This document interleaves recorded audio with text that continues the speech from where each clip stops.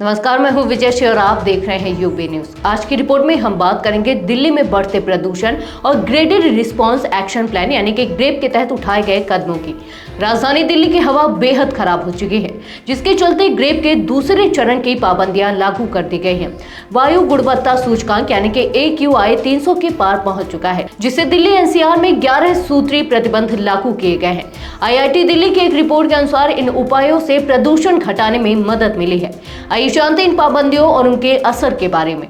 केंद्रीय प्रदूषण नियंत्रण बोर्ड यानी कि CPCB की रिपोर्ट के अनुसार 21 अक्टूबर को दिल्ली का AQI 310 तक पहुंच गया था, जो देश में सबसे ज्यादा प्रदूषित शहर बन गया।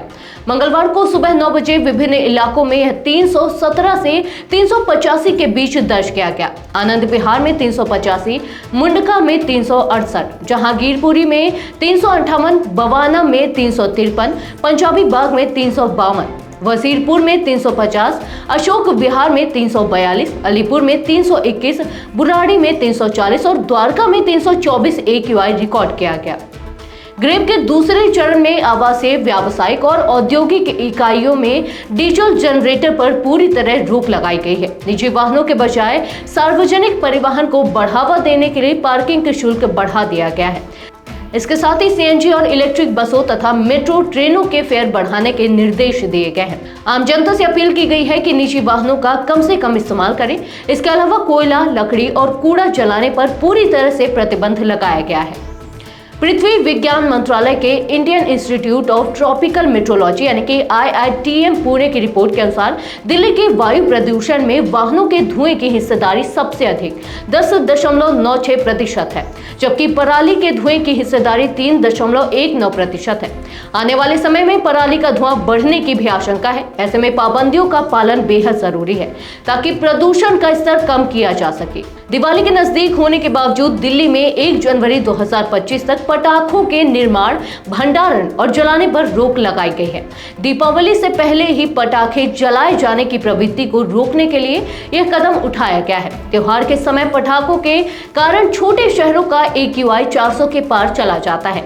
अगर इस बार दिल्ली में पटाखों पर पूरी तरह रोक लगाने में सफलता मिलती है तो प्रदूषण में कमी लाने में बड़ी मदद हो सकती है। ग्रेप 2 के तहत सड़कों पर उड़ने वाली धूल को नियंत्रित करने के लिए मशीन से सफाई की जा रही है। सड़कों से उठाई गई धूल को तुरंत इकट्ठा कर लैंडफिल साइट पर पहुंचाने की व्यवस्था है। समय समय पर पानी का छिड़काव भी किया जा रहा है ताकि धूल के कण कम हो सके। ज्यादा धूल वाले क्षेत्रों और वाहनों के दबाव वाले रास्तों पर भी खास घोल मिलाकर स्प्रिंकलर से छिड़काव किया जा रहा है। IIT दिल्ली की एक स्टडी रिपोर्ट से पता चला है कि इन उपायों से दिल्ली के 3 क्षेत्रों में PM 2.5 प्रदूषण में 15% से 26% तक की कमी आई है। जहांगीरपुरी में 26.6%, रोहिणी में 15.7% और करोल बाग में 15.3% कमी दर्ज की गई है। स्टडी के लिए 35 पोर्टेबल सेंसर लगाए गए थे, जिनसे यह डाटा प्राप्त हुआ है। दिल्ली में प्रदूषण घटाने के प्रयासों से कुछ हद तक सुधार देखा जा रहा है। आगे भी इन उपायों का सख्ती से पालन करना आवश्यक है ताकि दिल्ली की हवा को साफ और सुरक्षित बनाया जा सके। तो यह थी आज की एक खास रिपोर्ट। आपको ये कैसी लगी, अपने विचार हमसे साझा करें। इस वीडियो को लाइक और शेयर करें, साथ ही चैनल को सब्सक्राइब करें। यूबी न्यूज आपके लिए लाता रहेगा देश विदेश से जुड़ी ऐसी ही तमाम खबरें। तब तक के लिए धन्यवाद।